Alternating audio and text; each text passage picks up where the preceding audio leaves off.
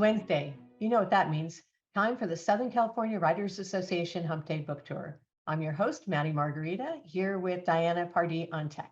Every Wednesday morning, SCWA turns our Facebook page over to a new author to talk about their books and writing. And this morning, we are pleased to have with us Rachel Marks. Good morning, Rachel. Good morning. Hello. So I'm going to tell everybody a little bit about you. Rachel is an author and professional artist, cancer survivor, mother of four, and wife. In her free time, she's a beach bum and entertainment cheese junkie.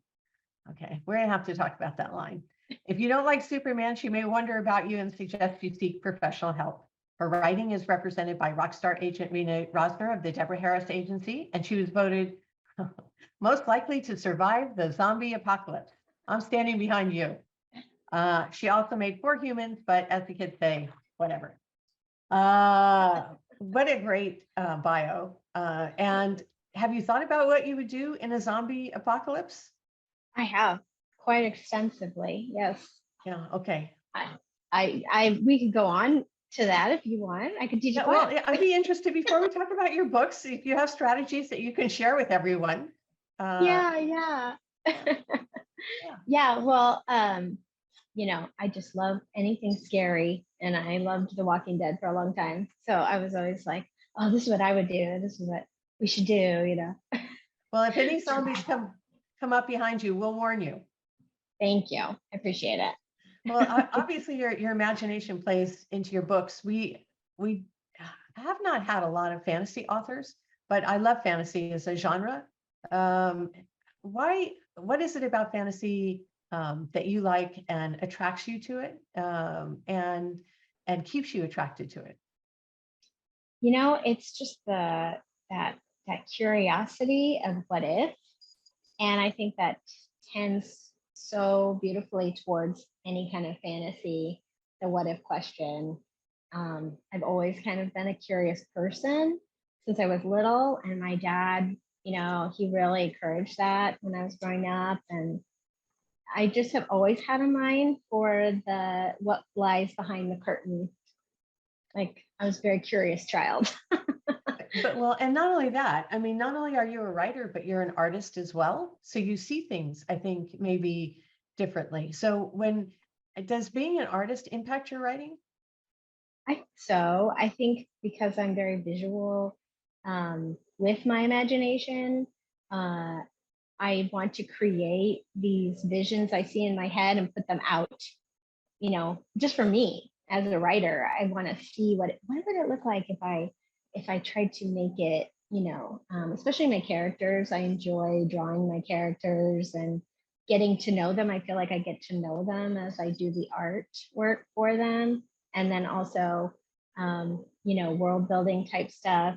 I've done like visuals that help me kind of get connected to the world that I'm trying to build. Wow. So yeah, really helps. You have a very interesting website. I recommend everybody go to that. But so when you're writing, what is your process when you sit down to write a novel, or is it a process? I think that, the process really comes when I'm not sitting down. It's more like I'm watching a movie and a little question pops in my brain and I jot it down, and then I get this idea and I find myself, like, oh, I'm taking a shower or I'm getting dressed and another idea will come to me. And it's more subconscious in the very beginning. When I finally sit down to write, it's like a scene or the beginning, it's because I'm actually hearing the words in my head, like I'm hearing the beginning voice of my character. So I have to go sit and write that down. So it's once I get my character, like, ooh, I can hear him talking, or her, I can kind of see and feel her. So that's when I go sit down to start the. Well, and it's interesting because, and correct me if I'm wrong, but you have series where you have protagonists of different genders, right? You have, so one is the Fire and Bone, right? She's right, female protagonist. Yeah, it's a female protagonist, and there's a male voice in this as well. He has chapters, so they kind of alternate. But I love that little Celtic. I love that Celtic kind of twist there on that. Yeah. Yeah. When they talk about book covers, letting you know what you're in for. Uh, all that's the a good one. fire, all the fire kind of. Yeah. So tell us a little bit about the Fire and Bone series. Fire and Bone is my newest series, and I've got 2 installments. This is the first installment that came out a year and a half ago, I think maybe 2 years ago. And then I had another one that I did that's a novella that's kind of a bridge book. And that came out last year, and it was called Spark and Sorrow. And it's a novella, so it's shorter, and I don't have a copy of that right now.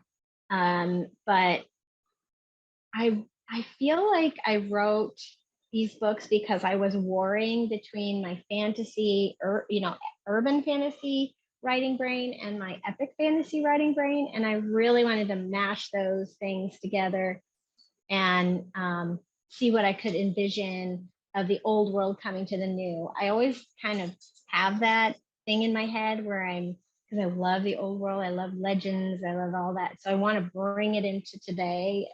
And so I really was able to play a lot with Fireball because of the rich Celtic folklore and the dark kind of side of that isn't really seen sometimes in a lot of the fiction or in our cultural, as we look at it through like movies and stuff like that. It's very dark. So I kind of wanted to play around with some of the legend stuff we don't talk about. Fairies, but ooh, a little scary. You're such a fun, nice, sweet person that all this darkness comes pouring out. And even though, I mean, it's great, your prose is so great to read. Oh, thank you. Yeah, it really, you are like a triple threat. So we have story, character, and prose. So when you're sitting down and writing these fantastic books, does that just flow out of you? I mean, is that how you naturally think when you're in the zone, or do you have to go back and no, it's really, I feel like, I don't know, when I was growing up, I was in theater a lot. So I learned a lot of acting things. I feel like I become a little bit like the character. Like I kind of go into their brain, into that world. Because I grew up in the theater, you just kind of naturally learn to be have a mind that's almost a dual mind. So you're able to kind of go into these other, step in their shoes, so to speak.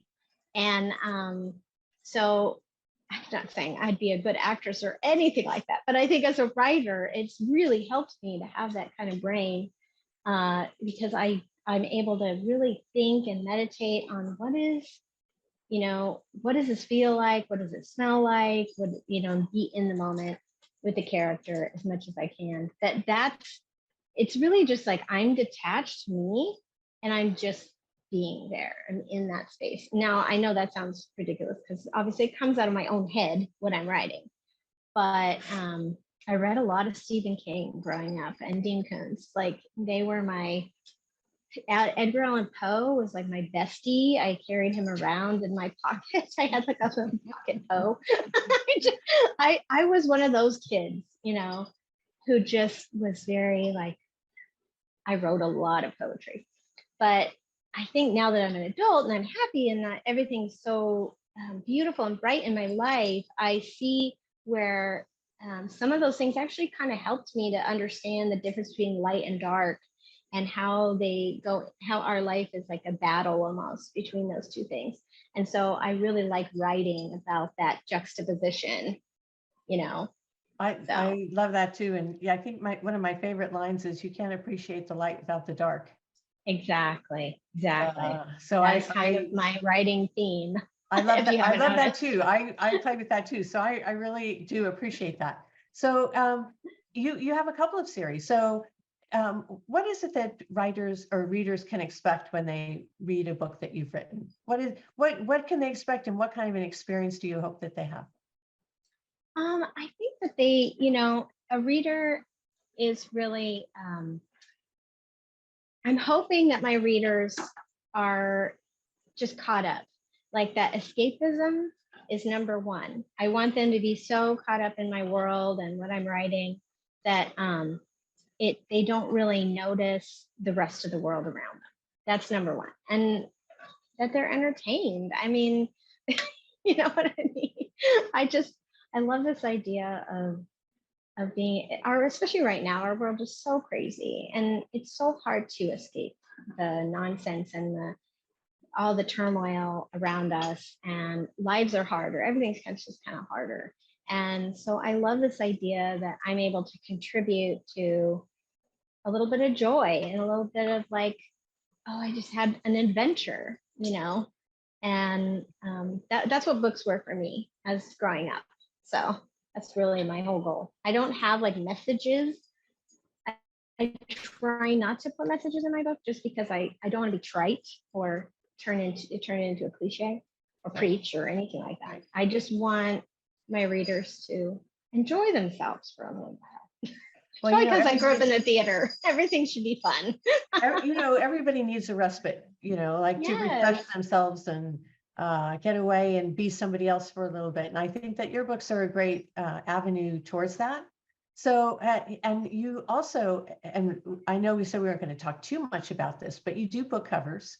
So you understand the marketing of books and how to take a concept and make it physical, translate it to the physical. So can you show some of your book covers? Because I think they're amazing.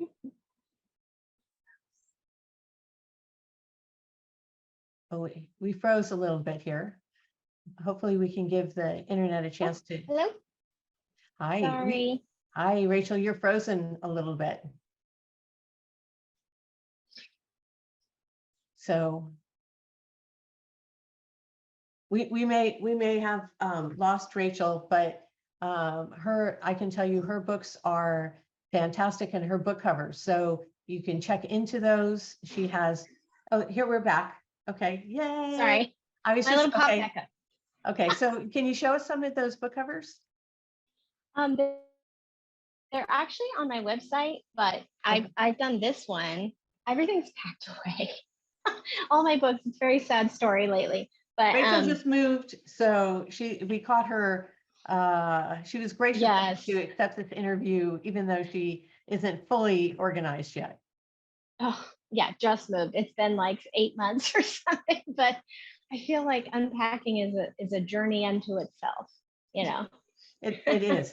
So I think that's a good place to stop. So where can people find your books, Rachel? Are they available on Amazon? And I would guess there we go. Okay. On Amazon and her website. I think we're having some technical difficulties, so I'm going to finish up for her. Okay, so yes, you can find books by Rachel Marks on Amazon, and also you can check on her website.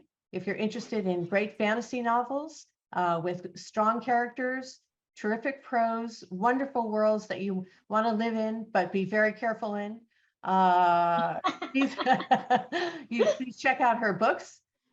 If you are sharing her books, that's great. If you have a friend or whatever, if you could please leave a review. Reviews are as valuable to writers as book sales. So we appreciate those as well. And we want to thank you for joining us. Thank you, Rachel, for being here. Thank you to our audience for being here.